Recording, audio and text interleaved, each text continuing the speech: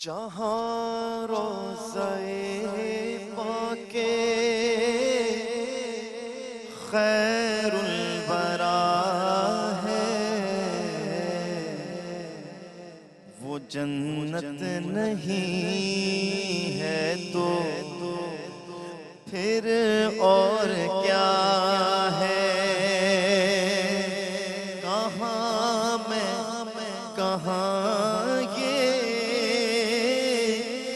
مدینے کی گلیاں، یہ قسمت نہیں ہے تو پھر اور کیا ہے؟ جو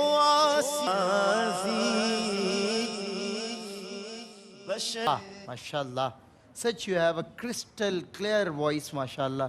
اللہ تعالیٰ شفاف آواز آپ کی اس شفاف ذکر میں مصروف رکھے. آمین. محمود الحسن اشرفی اور بھائی قاری محسن صاحب کے ساتھ ایک مرتبہ پھر آپ کا خیر مقدم ہے. یہ بھی بطور میزبان میرے ساتھ ہیں اور اس پروگرام کو لے کر چل رہے ہیں. دونوں کا بہت شکریہ. اور آج ہم محمود بھائی اپنے بچوں سے پہلے تو آپ دونوں کی جانب سے سلام کر لیتے ہیں. میں چاہتا ہوں آج سلام آپ دونوں مل کر کریں اور یہ جواب آپ کو مل کر دیں. جی. السلام علیکم ورحمۃ اللہ وبرکاتہ. وعلیکم السلام ورحمۃ اللہ وبرکاتہ. کیسے ہیں آپ سب؟ ماشاءاللہ. آپ یہ بتائیے بچوں کہ آپ کو محمود انکل کیسے لگتے ہیں؟ اور آپ کو محسن انکل کیسے لگتے ہیں؟ ماشاءاللہ. اور مجھے بھی، میں بھی آپ کی تعریف کرتا ہوں، بہت اچھے لگتے ہیں. آپ کو سلمان انکل کیسے لگتے ہیں؟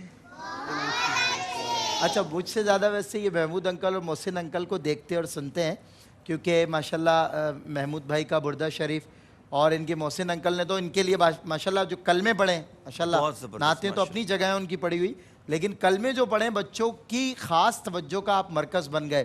اچھا، بردہ شریف تو بچہ ہو، ادھیڑ عمر لوگ ہوں، کسی قبیلے اور کسی شعبے کا آدمی ہو، بردہ شریف ضرور سنتا ہے.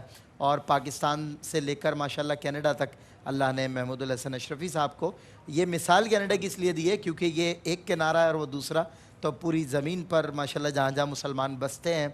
اچھا، غیر مسلموں سے متعلق بھی ملی ہیں اور شاہد ہیں لوگ کہ بردہ شریف بڑی محبت سے سنا جاتا ہے. اللہ تعالیٰ آپ کو اور عزت عطا فرمائے. اور قاری محسن صاحب اللہ آپ کو بھی برکتیں عطا فرمائے. میں آغاز کر رہا ہوں آپ دونوں کے ساتھ. آج ان کو صلح حدیبیہ کا واقعہ سناتے ہیں. زبردست واقعہ ہے بچوں جی. اور آپ کو پتہ ہے حضور کی کرم نوازیاں، حضور کی سیرت کا تو بہت ہی اہم یہ واقعہ ہے. الحمدللہ. اور پھر اس میں پھر آپ یہ دیکھیے کہ لوگوں نے ان سے چیزیں سیکھی ہیں اور جن اقوام نے ان پر عمل کیا وہ ترقی یافتہ ہو گئیں، جنہوں نے انہیں چھوڑا وہ ترقی پذیر ہو گئیں. بالکل الحمدللہ.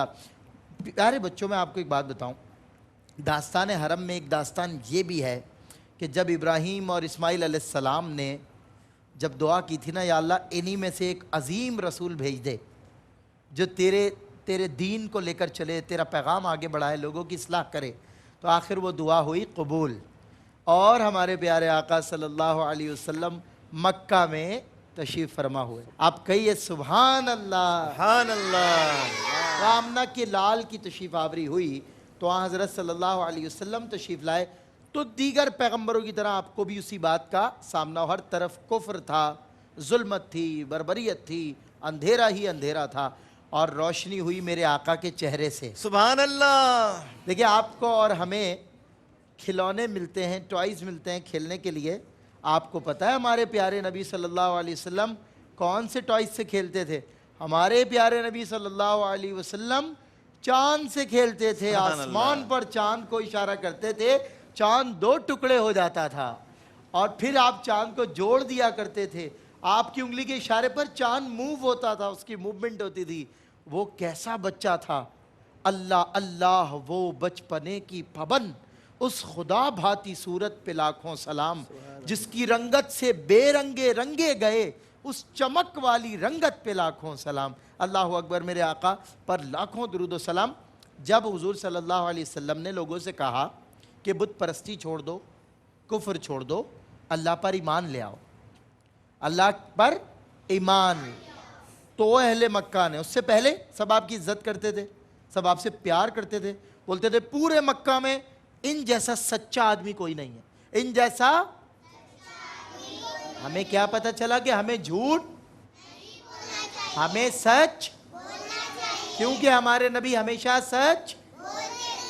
سارا مکہ یہ کہتا تھا کہ ان جیسا سچا آدمی کوئی نہیں ہے, اور ان جیسا امین, یعنی اگر کوئی ان کو چیز رکھواتا, کہتا یہ آپ میری امانت رکھ لیں, تو آپ اس کی امانت میں خیانت, ہمیشہ اس کی امانت واپس لوٹاتے تھے.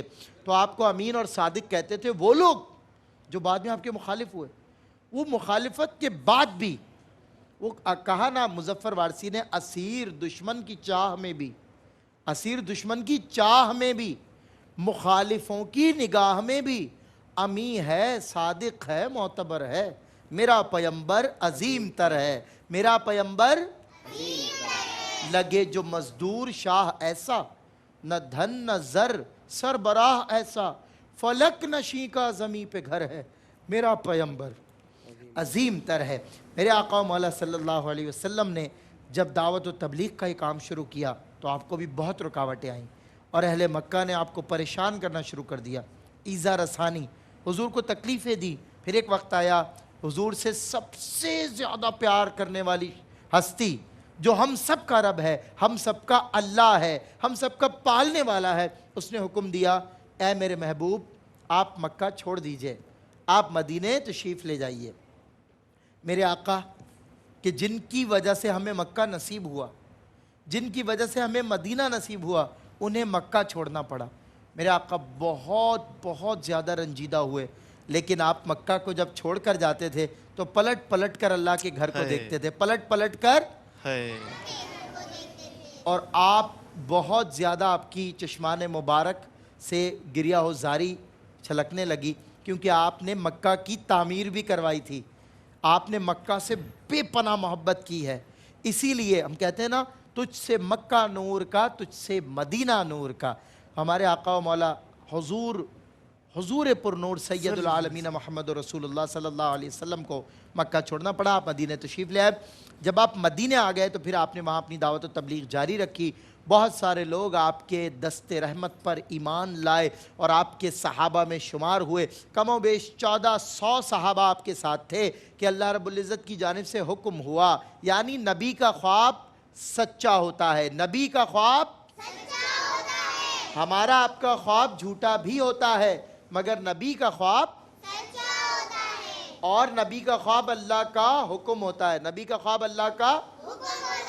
تو چونکہ خواب میں اللہ کا حکم ہوا, آپ نے اپنے صحابہ سے یہ بات شیئر کی. آپ نے کہا کہ میں نے خواب میں دیکھا ہے کہ ہم, یعنی سب, آپ تمام صحابہ میرے, ہم سب حرم میں یعنی مکے میں بڑی امن سلامتی اور محبت کے ساتھ داخل ہو رہے ہیں اللہ کے گھر کی زیارت کے لیے.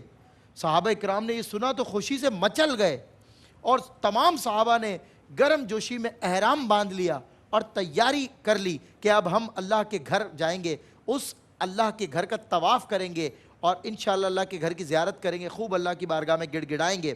تو نبی محترم, کیونکہ دنیا کے تمام اسفار, یعنی دنیا کے مطلب آل دا ٹریولز ایک الگ طرف ہیں, لیکن یہ جو ٹریولنگ ہے جو مکے کے لیے ہوتی ہے مدینے سے, اللہ اکبر, یہ یادگار اپنی طرف ہے.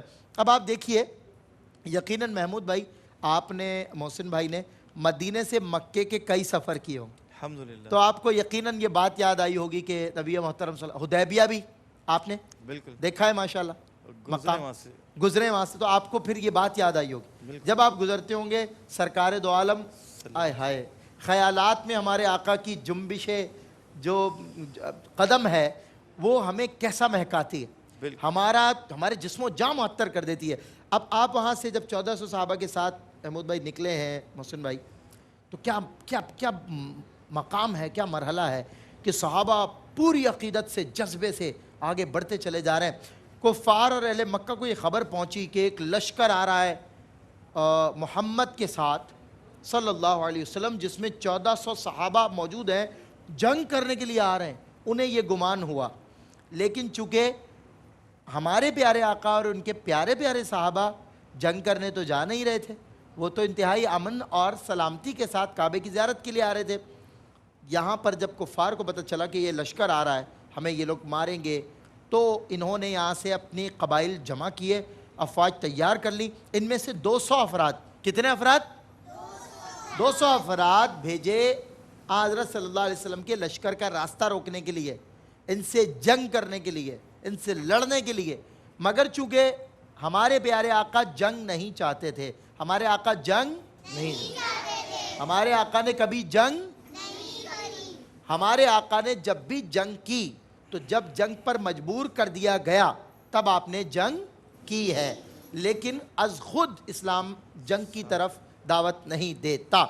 تو ہمارے پیارے آقا صلی اللہ علیہ وسلم نے ان 200 کفار, جبکہ اگر چاہتے محمود بھائی, کامن سینس ہے, بچے ہمارے سمجھ سکتے ہیں اس بات کو محسن بھائی, کہ اگر چاہتے تو یہ 200 افراد کیا تھے 1400 کے آگے؟ یہ 1400 کا لشکر تو 14 لاکھ کو زیر کر سکتا تھا. بندگان خدا قوت ایمانی والا لشکر تھا یہ, اور یہ وہ تھا قوت عشق والا, جس کے لیے اقبال نے کہا قوت عشق سے ہر پست کو بالا کر دے, دہر میں اس میں محمد سے اجالا کر دے. یہ وہ لوگ تھے, یہ لوگ چاہتے تو کیا نہیں ہو سکتا تھا. مگر ہمارے پیارے آقا نے راستہ بدل لیا اور ایک دوسرے مقام سے اپنا سفر شروع کیا, اور کرتے کرتے ایک جگہ میرے آقا کی اونٹنی آ کر بیٹھ گئی, اور اس اونٹنی کا بیٹھنا بیجا یا بلا وجہ نہیں تھا. گمان لوگوں کو یہ ہوا کہ تھک کر بیٹھی ہے, مگر اللہ نے اس کو حکم دیا تھا تو وہ اسی مقام پر ٹھہری. حضور اس حکم کو جانتے تھے, حضور نے کہا سب کے سب یہیں ٹھہر جاؤ, یہیں آرام کرو. اچھا, اس دوران جب آپ وہاں آرام فرما ہوئے تو وہاں کفار کے کچھ لوگ آئے قبائل کے, اور آپ سے بات چیت کا سلسلہ شروع ہوا. آپ نے کہا, کفار نے کہا کہ آپ کیوں آ رہے ہیں, آپ کا مقصد کیا ہے, آپ کیا چاہتے ہیں, مکے میں کیوں داخل ہو رہے ہیں؟ تو حضرت صلی اللہ علیہ وسلم نے فرمایا کہ ہمارا مقصد جنگ نہیں ہے, کعبے پر قبضہ کرنا نہیں ہے, ہم یہاں صرف اللہ کے گھر کی زیارت کے لیے آ رہے ہیں, ہم یہاں صرف اللہ کے گھر کی زیارت کے لیے آ رہے ہیں. تو پیارے آقا صلی اللہ علیہ وسلم کے جواب سن کر یہ لوگ گئے, آپس میں ڈسکس کیا, لیکن کہا گیا اہل مکہ کی جانب سے نہیں, ان کو مت آنے دینا, یہ لڑنے ہی آ رہے ہیں. آخر کار انہوں نے اپنا ایک سفیر مشاورت کے بعد عروہ بن ثقفی حضور کے پاس بھیجا, جو آ کر حضور سے ان کے مقاصد پوچھنے لگا. اس نے کیا عجیب منظر دیکھا کہ حضور کے پیارے پیارے صحابہ جب حضور وضو فرماتے تو آپ کے وضو کے قطرات زمین پر نہیں گرنے دیتے تھے, زمین پر نہیں گرنے دیتے تھے, اپنے ہاتھ بچھائے ایسے کھڑے رہتے تھے, اور قطرہ جس کو مل جائے وہ ایسا لگتا تھا کہ اسے بہت بڑا کوئی انعام مل گیا. اور وہ حضور کے وضو کا بچا ہوا پانی اپنے منہ پر لگاتے, اپنے چہروں پر ملتے, اپنے سر پر ملتے.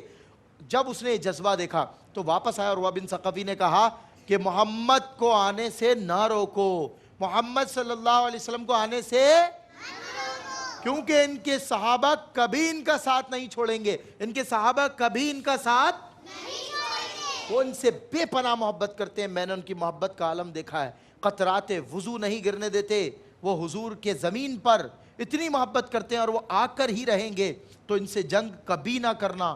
یہ تو اتنی شدید محبت کرتے ہیں حضور سے کہ یہ ان کی محبت میں مر مٹیں گے. جب یہ محسوسات ان تک پہنچی اور انہوں نے دیکھا کہ یہ قافلہ نہیں رکنے والا, تو انہوں نے حضور صلی اللہ علیہ وسلم سے ایک مذاکرہ, ایک صلح, ایک کمٹمنٹ, ایک ایگریمنٹ کیا, ایک ایگریمنٹ کیا. کیا کیا؟ اس ایگریمنٹ کا نام ہے صلح حدیبیہ. صلح حدیبیہ حدیبیہ کے مقام پر ہوئی اس لیے. تو آپ نے صلح کے جو پوائنٹ تھا بس میں وہ آپ کو بتا رہا ہوں, اور قصہ تمام ہوگا. تلوار کے یہ نبی محترم صلی اللہ علیہ وسلم سے جو کفار نے کہا, جو معاہدہ کیا, اس کے الفاظ سنیں. نبی کریم اور آپ کے صحابہ اس سال واپس چلے جائیں, اگلے سال آ کر عمرہ کریں, انہیں 3 روز مکے میں ٹھہرنے کی اجازت ہوگی, ان کے پاس تلوار کے سوا کوئی دوسرا ہتھیار نہیں ہوگا, اور اگر کوئی شخص مدینے سے مکہ آ گیا آپ کے پاس, یا مکے سے مدینے آ گیا آپ کے پاس, تو آپ اسے واپس لوٹا دیں گے. ہاں, اگر کوئی مدینے سے مکہ آیا اپنی مرضی سے, یعنی ہماری جانب آیا, تو ہم اسے واپس نہیں لوٹائیں گے. یہ بھی بتانا چلوں کہ عروہ بن ثقفی کے بعد حضرت صلی اللہ علیہ وسلم نے اپنا سفیر بنا کر حضرت عثمان غنی کو بھیجا تھا. حضرت عثمان غنی وہاں گئے تو وہاں کے سرداروں نے کہا کہ آپ اللہ کے گھر کی زیارت کر لیں. عثمان غنی نے کیا جواب دیا؟